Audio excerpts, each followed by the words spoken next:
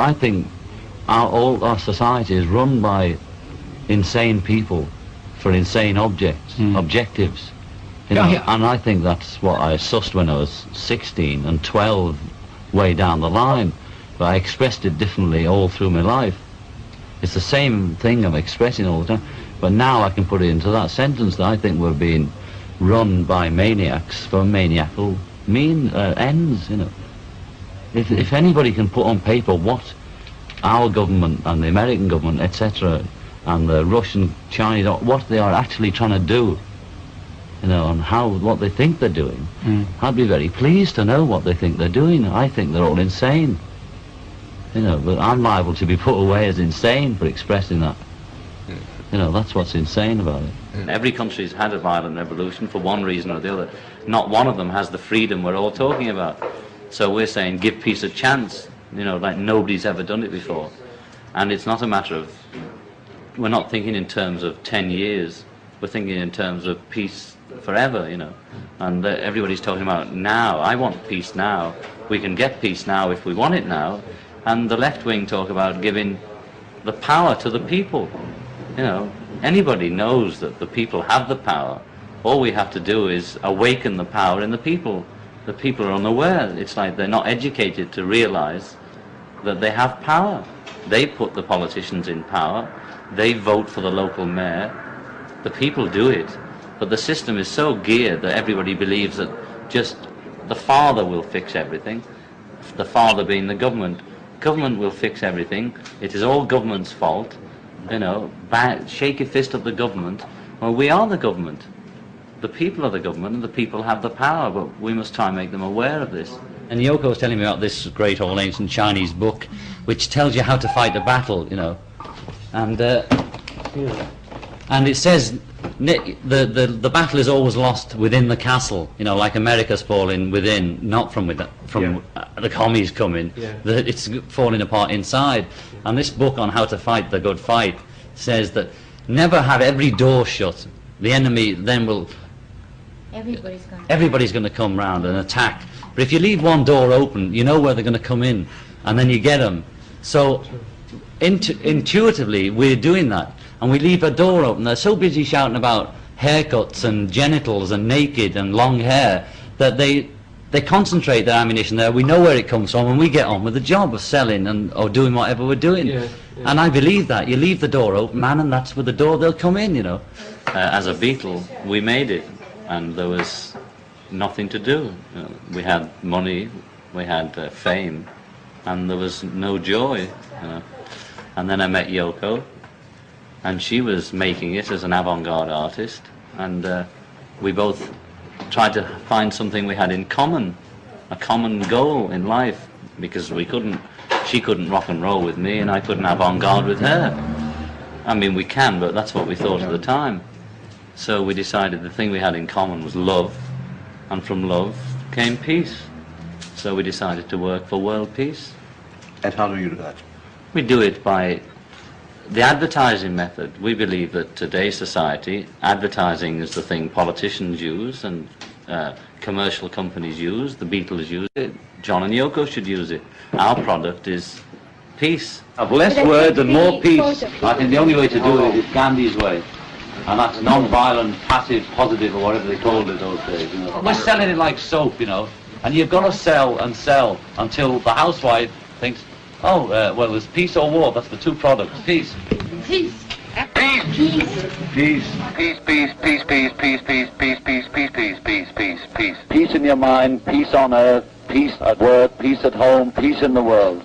It's to try and get people orientated to think peace, like eat for peace, breathe for peace, and dance for peace, and make love for peace, you know. To just have the peace like a mantra going round and round in your head. War is a game that's gone too far, you know. It's just like we've all just woken up one morning and thought, is it a dream, is it a nightmare, what's been going on? And we're all just trying to make the next day a bit better. Oh yeah. Don't want to waste all this film on our face, do we?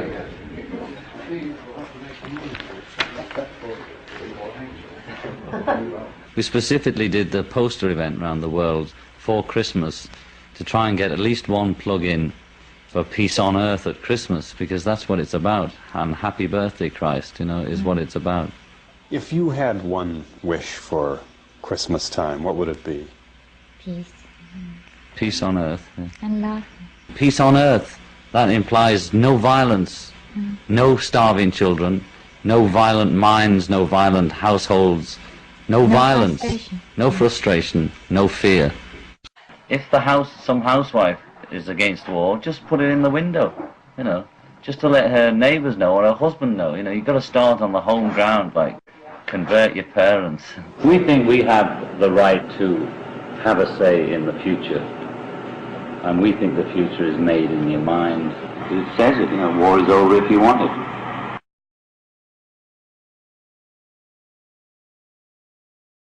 Wetiko Part 2. As if in a dream where the inner is the outer, we can recognize that the wetiko virus that we have been tracking, out there, outside of ourselves, is a reflection of and co-related to the same process within ourselves. Encoded in wetiko's symptomology is a revelation, something that is most important for us to know.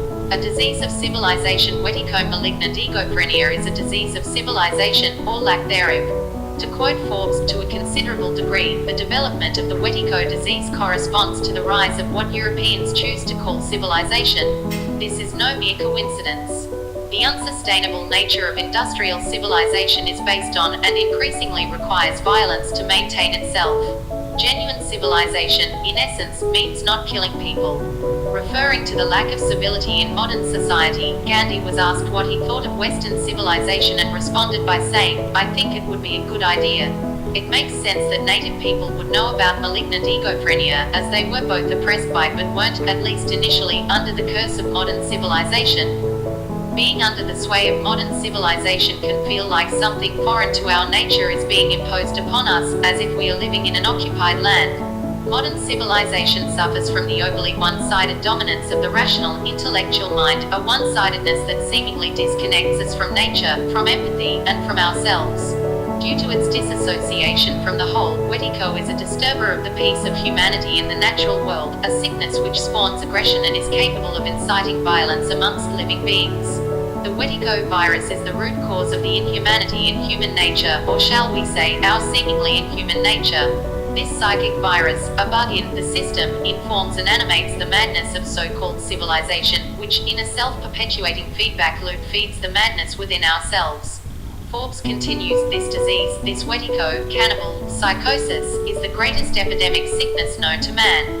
We, as a species, are in the midst of a massive psychic epidemic, a virulent collective psychosis that has been brewing in the cauldron of humanity's psyche from the beginning of time. Like a fractal, wetiko operates on multiple dimensions simultaneously, intrapersonally within individuals, interpersonally between ourselves, as well as collectively as a species. Cannibalism, in Forbes's words, is the consuming of another's life for one's own private purpose of profit. Those afflicted with wetiko, like a cannibal, consume the life force of others, human and non-human, for private purpose of profit, and do so without giving back something from their own lives.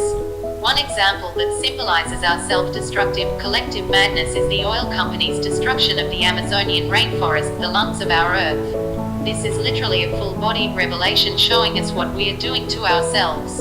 Another literal example that is symbolically illustrating the wetiko complex in action is Monsanto genetically engineering Terminator seeds that do not reproduce a second generation, thus forcing farmers to buy new seeds from Monsanto for each year's new crop.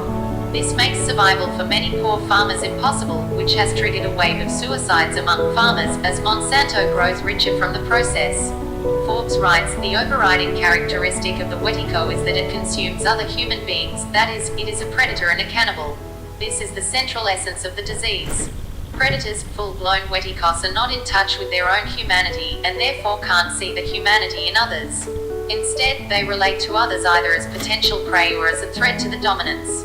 As if a different breed that is more animal-like predator than ordinary human being, someone fully taken over by the wetiko psychosis consumes others' lives, physically, emotionally, psychically and metaphysically, beyond just the material body and physical possessions to the level of meaning itself.